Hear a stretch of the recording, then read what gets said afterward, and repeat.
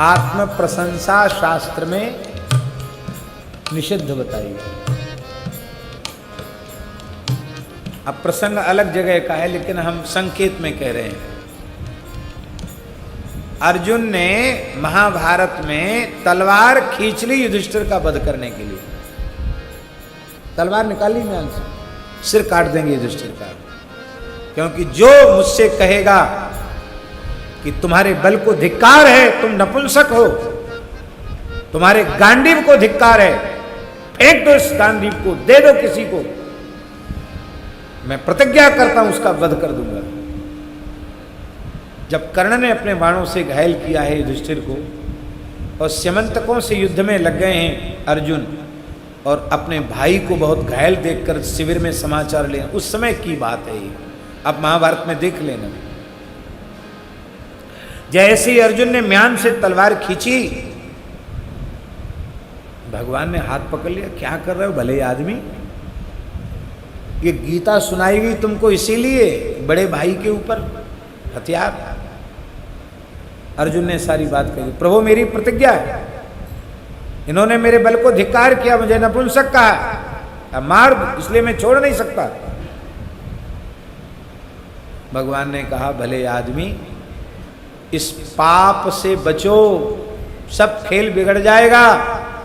बड़े भाई पिता के तुल्य, गुरु के तुल्य होते हैं, क्या कर रहे हो? बोले, पर मेरी प्रतिज्ञा का क्या होगा? बोले, उसकी युक्ति हम बताते हैं। तुम अपनी बड़ाई कर दो। जो व्यक्ति अपने मुंह से अपनी प्रशंसा करता है, उसे अपने से बड़े को तुम कह के बोल दो, तिरस्कार कर दो। तो अपने से बड़े को तुम कह के बोलना, तू कह के बोलना, तिरस्कार करना, यही बड़े की हत्या है। तो इनको थोड़ी वाणी में ऐसे बोल दो। अर्जुन ने बोल दिया, ज्यादा ही बोलने लगे तो भगवान ने फिर हाथ दबाया, चुप हो गए।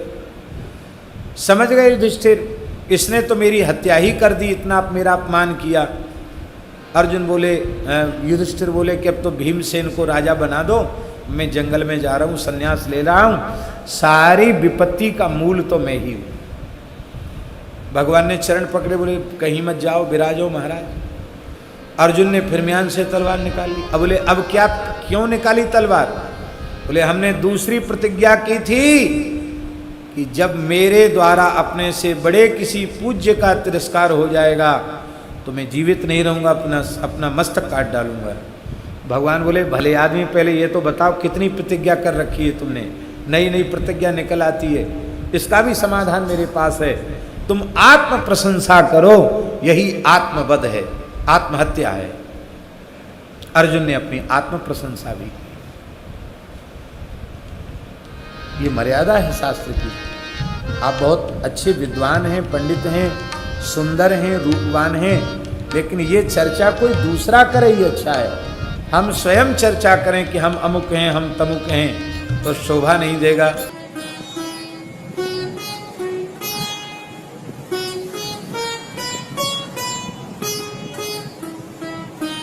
श्री सीताराम प्रतिदिन सत्संग एवं दर्शन के लिए श्री महाराज जी के ऑफिशियल चैनल को जरूर सब्सक्राइब करें।